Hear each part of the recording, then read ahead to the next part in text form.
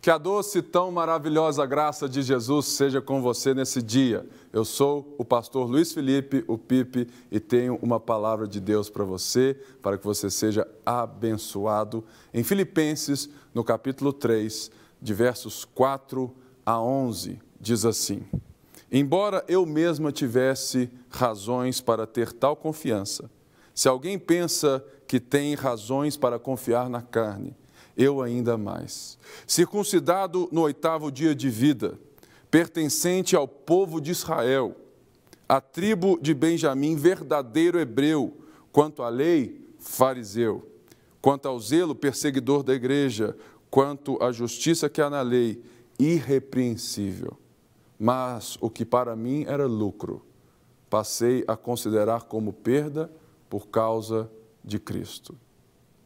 Paulo está escrevendo essa carta à igreja de Filipos, direto de Roma, preso em Roma. Paulo, então, estava preso não porque Paulo fez algo errado, mas porque a mensagem de Jesus, que via por meio de Paulo e do time de Paulo, estava transtornando o mundo, virando o mundo de cabeça para baixo. E Paulo, então, é tido como um criminoso, porque ele estava afrontando os pensamentos do Império Romano e também dos religiosos da época. Ele havia dito aqui que nós precisamos nos alegrar no Senhor, porque é justamente quando nós entendemos quem Jesus é, o que Ele fez por nós, o que Ele tem para nós, que a nossa alegria é uma âncora que não pode ser movida por qualquer vento circunstancial. Ele vem e chama aos irmãos de Filipos para terem cuidado com aquilo que ouvem de outras pessoas, porque existem pessoas mal intencionadas nesse mundo. Pessoas que acham que podem ser melhores do que as outras por serem ou terem alguma coisa que as outras não têm. Então, esse mesmo Paulo, apóstolo da igreja, um homem que está preso por causa do Evangelho, ele diz, olha, se existe alguém que pode se vangloriar, que pode tirar onda, diante daquilo que é, eu muito mais. E então Paulo aqui passa a citar o currículo de Paulo. O currículo de Paulo naquela época era tremendo. Paulo tinha as coisas naturais. Ele era judeu, homem, ele era hebreu dos hebreus, ele era da tribo de Benjamim. Portanto, isso não é para qualquer pessoa. Ele diz aqui que se alguém pode confiar na carne, ele é circuncidado ao 8º dia. Ser circuncidado no 8º dia é só para quem é nascido judeu de família judaica, ou seja, um natural do povo de Deus israelita. Então Paulo fala assim, olha, eu sou judeu, eu sou do povo escolhido de nascença.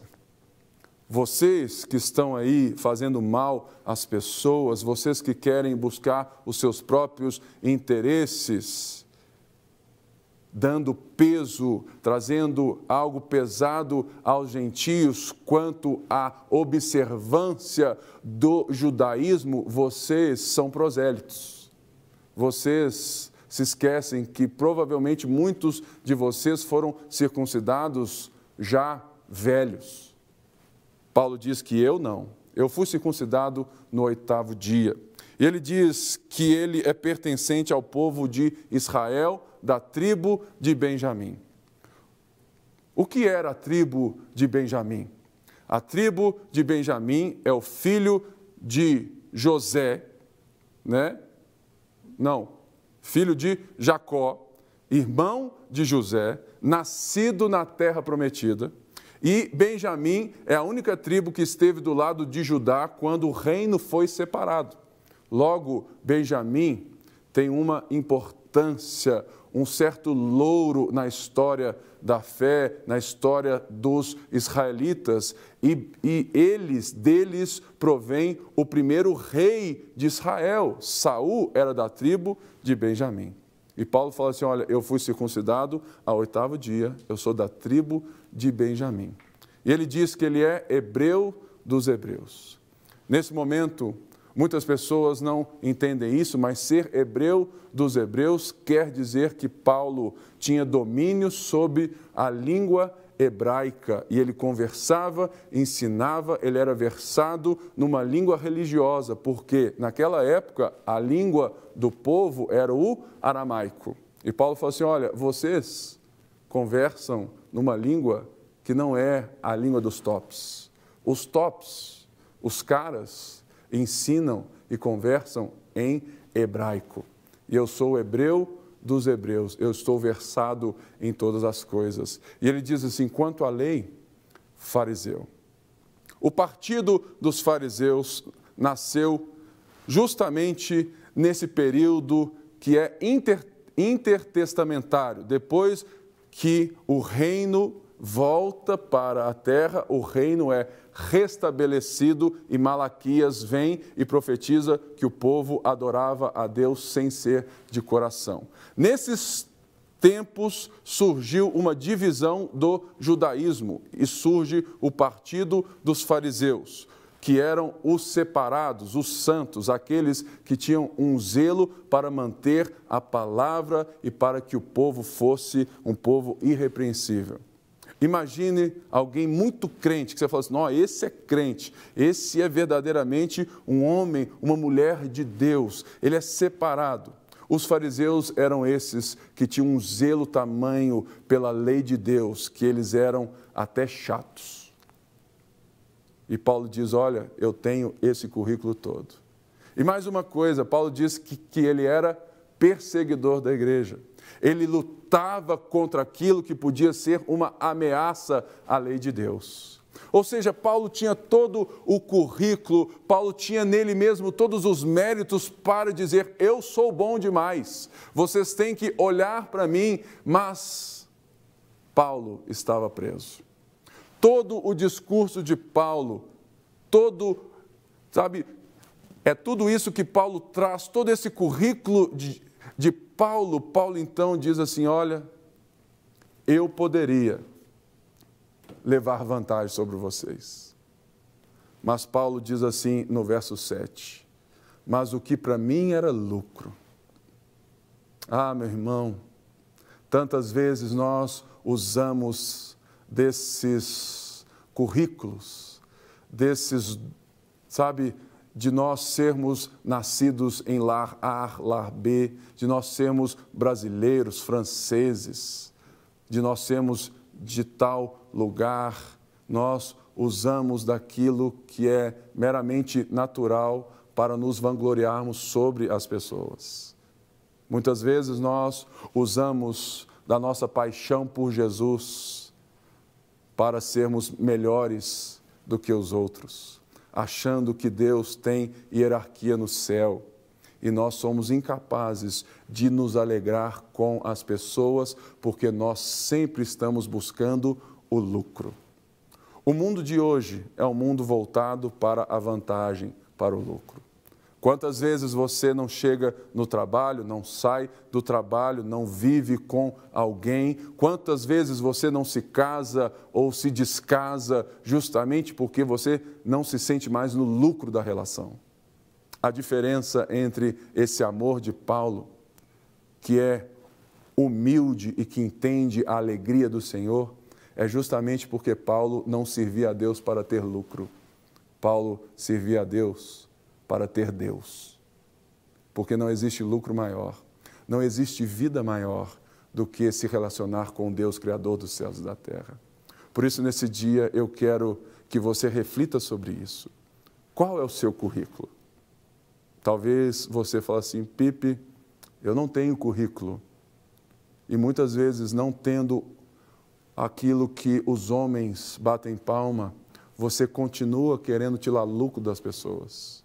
A vida com Deus, ela reverte a lógica do lucro. ela nos traz a lógica da generosidade. Porque eu sou, porque eu sei quem Cristo me fez, porque quem Cristo é em mim, logo eu enxergo o outro do mesmo valor, com a mesma identidade, com o mesmo propósito que eu. Porque eu não preciso de lucro, eu preciso de Deus. E Deus me concede essa família. Por isso Paulo fala aqui, o que para mim era lucro, considerei como perda por causa de Cristo. Imagine Jesus dizendo isso.